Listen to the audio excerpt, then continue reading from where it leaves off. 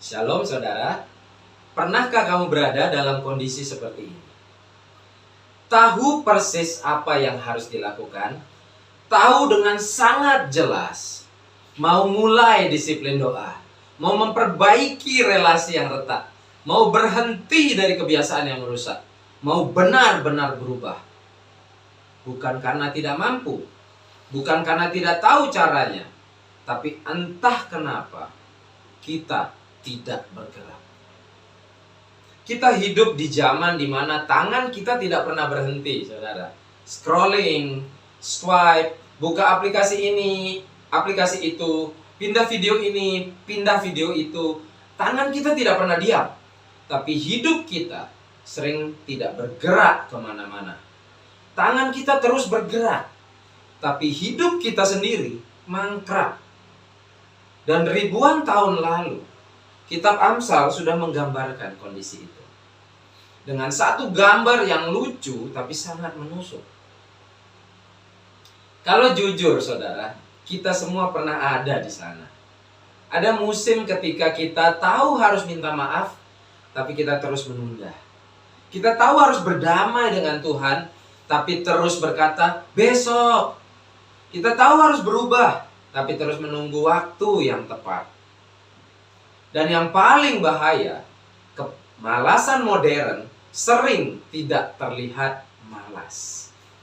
Kita tetap sibuk, kita tetap aktif, kita tetap online, tapi hati kita stagnan. Tangan kita terus bergerak, tapi hidup kita tidak bergerak kemana-mana. Dan Kitab Amsal menyebut kondisi itu kebebalan. Amsal 19 ayat 24 mengatakan begini. Si pemalas mencelupkan tangannya ke dalam pinggan, tapi ia terlalu lelah untuk mengembalikan ke mulutnya. Bayangkan gambarannya. Makanannya sudah tersedia, saudara. Tangannya sudah masuk ke dalam pinggan. Tetapi ia terlalu lelah untuk mengembalikan tangannya ke mulut. Sungguh absurd, ironis, konyol sekali. Tapi Amsal sengaja buat gambaran ini terasa konyol, supaya kita tertawa, lalu berhenti dan bertanya, jangan-jangan itu saya. 3 hal dari ayat ini yang perlu kita tangkap adalah, pertama, masalah orang ini itu bukanlah kemampuan. Masalahnya adalah kehendaknya yang lumpuh. Kemudian yang kedua, ia sudah mulai. Coba perhatikan saudara, tangannya sudah masuk ke pinggan. Disinilah ironi Amsal. Ada orang yang tidak pernah mulai. Itu memang masalah. Tapi masalahnya ada orang yang sudah memulai, tetapi tidak pernah menyelesaikannya. Dan menurut Amsal itu bisa lebih berbahaya.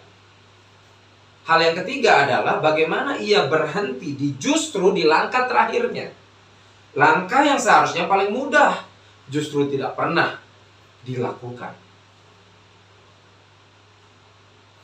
Kebebalan memang sering muncul bukan pada penolakan yang besar, saudara, tapi pada kegagalan menyelesaikan hal-hal yang sangat kecil dan sepele. Nah, dalam Amsal, kemalasan itu bukan masalah produktivitas. Ini masalah rohani kita. Orang malas itu tahu yang benar, tetapi tidak melakukannya.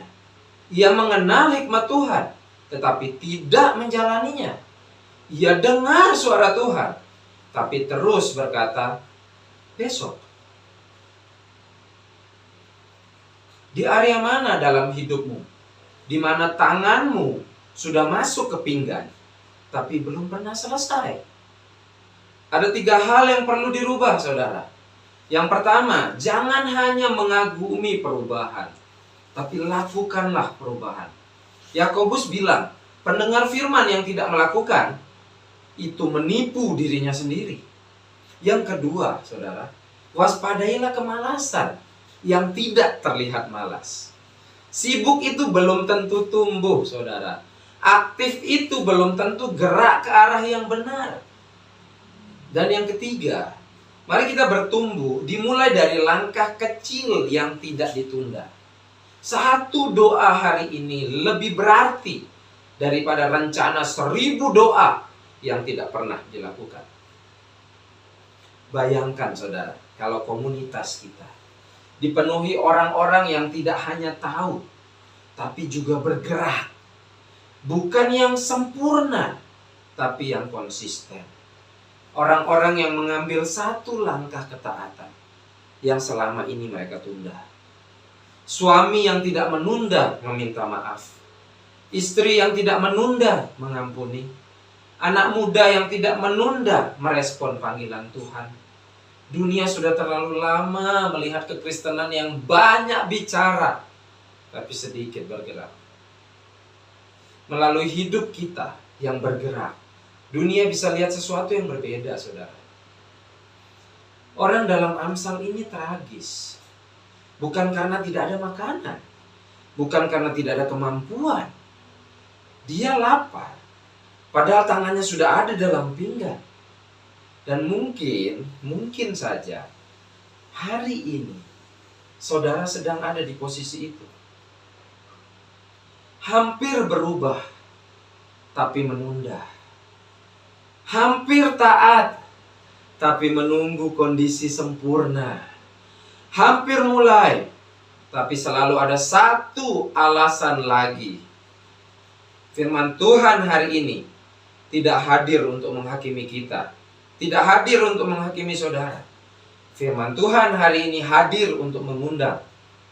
Mulailah bergerak. Bukan karena sudah siap. Bukan karena kondisi sudah sempurna. Tapi karena Tuhan memanggilmu. Adalah Tuhan yang juga mengerjakan di dalam kamu. Satu langkah hari ini yang tidak ditunda lagi. Amin.